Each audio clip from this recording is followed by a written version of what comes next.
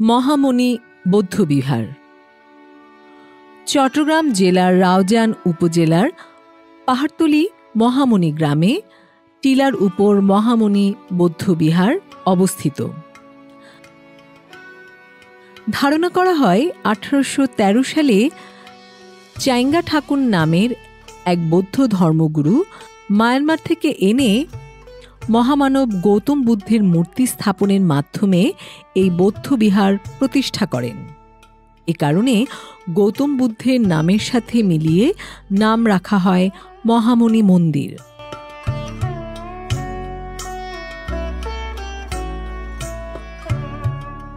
আবার ডক্টর রামচন্দ্র বড়ুয়া তাঁর চট্টগ্রামের মগের ইতিহাস প্রাগুক্ত গ্রন্থে 1805 সালে মহামণি বৌদ্ধবিহারের মন্দির ও মূর্তি নির্মাণ করা হয়েছে বলে উল্লেখ করেন।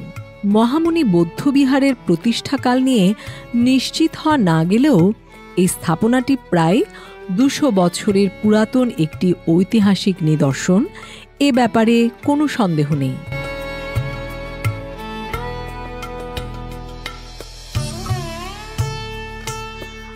1843 খ্রিস্টাব্দে মং সার্কেল রাজা মহামণি বৌদ্ধবিহার চত্বরে চৈত্র মাসের শেষ দিন থেকে এক মেলার প্রবর্তন করেন, যা দেশজুড়ে মহামণি মেলা নামে পরিচিতি লাভ করে।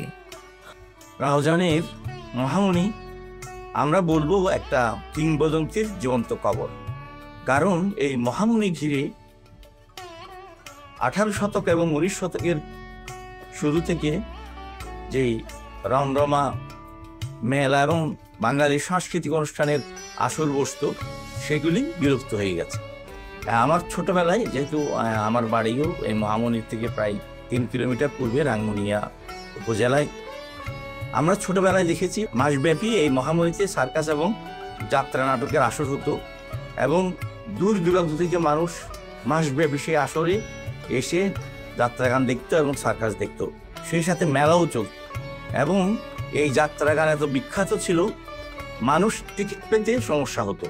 আমরা ছোটবেলায়, তখন আমি 7 কি 8-এ পড়ি, 3 কিলোমিটার পাহাড়ি দুর্গম পথ পাড়ে দিয়ে সেখানে যাত্রা নাটক দেখতে আসতাম। আমার এখনো মনে আছে রূপবান এবং অন্যান্য যে যাত্রা নাটক হতো, আলমতি প্রেম কুমার, মোগলে আজম, সেইগুলি আমি এই মহামণি মঞ্চেই দেখেছি। এবং বিখ্যাত সব যাত্রা নাটকের পালাকার এখানে এসে তাদের পারফর্ম করত। এখন কালের বিবর্তনে সেই যাত্রা নাটকের পালা আর বসে না, সার্কাসও হারিয়ে গেছে। কিন্তু বংশ পরম্পরায় ক্ষুদ্র নৃগোষ্ঠী অর্থাৎ মারমা এবং চাকমা ত্রিপুরা সম্প্রদায়ের যে মেলবন্ধন, সেটা এখনো চালু আছে। তারা পয়লা বৈশাখের আগের দিন অর্থাৎ চৈত্র সংক্রান্তিতে এই মেলায় আসে। পয়লা বৈশাখটা তারা এখানেই দুরাত থাকে এবং মজার বিষয় হচ্ছে তারা আসার সময় কলা গাছের পাতা দিয়ে বিন্নি চালের ভাত এবং মুরগির মাংস রান্না করে নিয়ে আসে, যেটা 3 দিন থাকে, সেটাকে তারা মোচা বলে।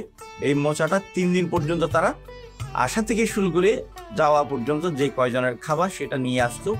এখন অনেকে নিয়ে আসে, কিন্তু আধুনিক কালে এই নৃগোষ্ঠী সম্প্রদায়ের যুবক যুবতীরা সেখানে তাদের জন্য বিভিন্ন প্রকার রান্না এবং খাওয়ার আয়োজন করে শরবত নিয়ে যুবক যুবতীরা বসে যায় তাদেরকে পরিবেশন করার জন্য। সেই পরম্পরাটা এখনো আছে, অতীত হয়তো ধীরে ধীরে হারিয়ে যাচ্ছে। এরপরে মহামণি বৌদ্ধদের ধর্মীয় মিলন মেলা হিসেবে সারা এশিয়াতে যেরকম ছড়িয়ে পড়েছিল, সেটা ধীরে ধীরে ম্লান হয়ে যাচ্ছে। কারণ এই মহামণির খ্যাতি শুনে জাপানি একটি সংস্থা এই মহামণির পাদদেশে একটি বৃত্তিমূলক প্রশিক্ষণ কেন্দ্র চালু করেছে, যেটা এখনো আছে। সেখানে পাকিস্তানের পর থেকে সেলাই এবং বিভিন্ন কারিগরি প্রশিক্ষণ দেওয়া হতো।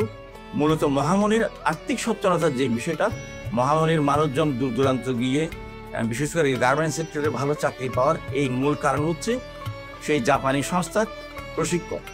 তো আমরা আশা করব মহামণিকে আরও নান্দনিকভাবে সুরক্ষা করার জন্য যে কমিটি আছে, তাদের যে ঐতিহ্য ছিল সেটাকে ফিরিয়ে আনার জন্য। তৎকালীন সময়ে অবিভক্ত বাংলার বিভিন্ন প্রান্ত থেকে প্রচুর দর্শনার্থী মেলায় আগমন করতেন। ঐতিহাসিক মহামণি বৌদ্ধবিহারের জন্য বর্তমানে এই গ্রামটি বৌদ্ধ ধর্মাবলম্বীদের কাছে এক পবিত্র তীর্থস্থানে পরিণত হয়েছে। মহামুনি বিহার প্রাঙ্গণে হাজার বছরের চিরায়ত বাঙালির ঐতিহ্য পহেলা বৈশাখে নতুন বছরকে বরণ করে নিতে প্রতি বছর চৈত্র সংক্রান্তি ও বৈশাখী মেলা বসে। ব্রিটিশ আমল থেকে ৯০ দশক পর্যন্ত এই মেলার মাঠে মাসব্যাপী যাত্রা, নাটক ও সার্কাস প্রদর্শনী হতো। যুগের পরিবর্তনে এখন যাত্রাপালা ও সার্কাস শো হয় না, তবে বড় পরিসরে বৈশাখী মেলা বসে।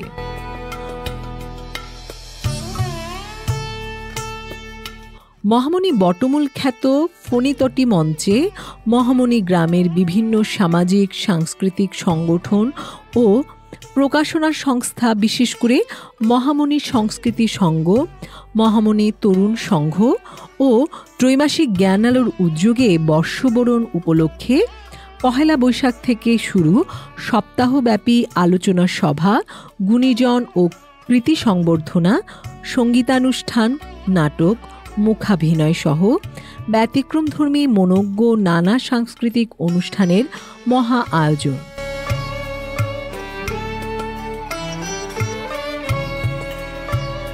জানা যায়, একসময় মহামুনি মেলা এতই জনপ্রিয়তা লাভ করে যে অবিভক্ত বাংলার পশ্চিমবঙ্গ হতেও এখানে জনসমাগম ঘটেছে।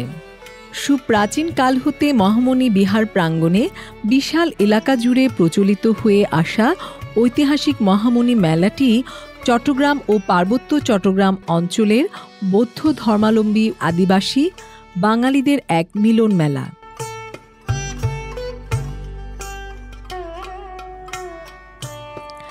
আদিবাসী বাঙালির এই মিলন মেলাটি চট্টগ্রাম ছাড়িয়ে সারা দেশের মধ্যে পরিচিতি লাভ করেছে। এই মহামুনি মেলাকে ঘিরে মন্দির চত্বরে বিভিন্ন কারুশিল্প, হস্তশিল্প, রকমারি প্রসাধনী, হরেক রকম মিষ্টান্ন দ্রব্যাদি, মৌসুমি ফল ফলাদি ও খাবারের হোটেল সহ রকমারি জিনিসের স্টল নির্মাণ করেছে বিক্রেতারা। মন্দিরের এই উৎসবকে ঘিরে পাহাড়তলিতে গোটা এলাকা জুড়ে শুরু হয়েছে আনন্দ উৎসব। ১৭৪ বছরের প্রাচীন এই মেলা অতীতে নানা উৎসবের মধ্য দিয়ে আয়োজিত মাসব্যাপী এই মেলাটি জৌলুসকালের আবর্তে কিছুটা স্তিমিত।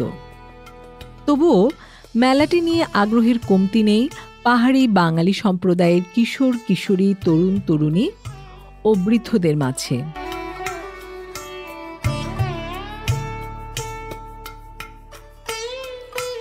চৈত্র সংক্রান্তির মধ্য দিয়েই এই মহামুনি মেলা শুরু হবে। এই দিনে আদিবাসী আবাল বৃদ্ধ বনিতা বিভিন্ন যানবাহনে করে উৎসব প্রাঙ্গণ মহামুনি মন্দিরে বুদ্ধের কৃপা নিতে আসতে থাকে। ওই দিন বাঙালিদের মেলায় যাতায়াত নিষিদ্ধ থাকে। পাহাড়ি ক্ষুদ্র নৃগোষ্ঠীর যুবক যুবতীরা পরিবারসহ মেলার বড় বড় বটগাছের নিচে নতুন পাটি ও হাত পাখা নিয়ে রাত্রি যাপন করে।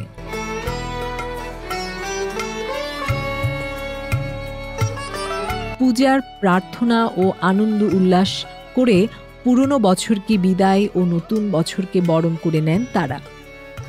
পুণ্যার্থীদের স্বাগত জানাতে নানা আয়োজন করে মন্দির কর্তৃপক্ষ। আদিবাসীরা এখানে সকাল থেকে রাতভর অবস্থান করেন।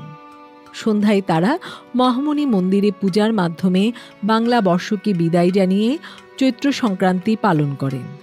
রাতে স্বনামখ্যাত বিভিন্ন শিল্পী গোষ্ঠীর পরিবেশনায় সাংস্কৃতিক অনুষ্ঠান। এটি দেশ বিদেশের পাহাড়ি উপজাতিদের এক মহামিলন মেলা।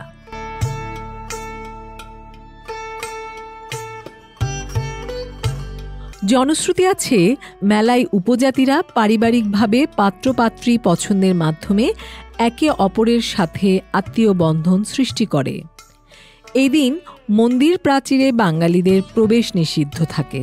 তবে মেলা প্রাঙ্গণে পাহাড়ি বাঙালির মহামিলনে জনসমুদ্রের সৃষ্টি হয়। মহামুনি মন্দির উন্নয়ন ও সংরক্ষণ কমিটির উপদেষ্টা ও মহামুনি এংলো পালি উচ্চ বিদ্যালয়ের প্রধান শিক্ষক অঞ্জন বড়ুয়া জানান, 14 এপ্রিল সকালে স্থানীয় সংগঠনগুলোর যৌথ উদ্যোগে মন্দির অভিমুখী শোভাযাত্রার বর্ষবরণের প্রক্রিয়া শুরু হয়। সকাল 10টায় মহামুনি বটমূল খ্যাত ফণিতটি মঞ্চ স্থানীয় সংগঠনের শিল্পীদের পরিবেশনায় হয় মুক্তাঙ্গন অনুষ্ঠান। একই স্থানে পর্যায়ক্রমে চলতে থাকবে স্থানীয় সংস্থাগুলির বৃত্তি প্রদান, গুণীজন ও কৃতি সম্বর্ধনা, আলোচনা সভা ও সাংস্কৃতিক অনুষ্ঠান সহ নানা কর্মসূচি। সপ্তাহব্যাপী চলবে এই আয়োজন।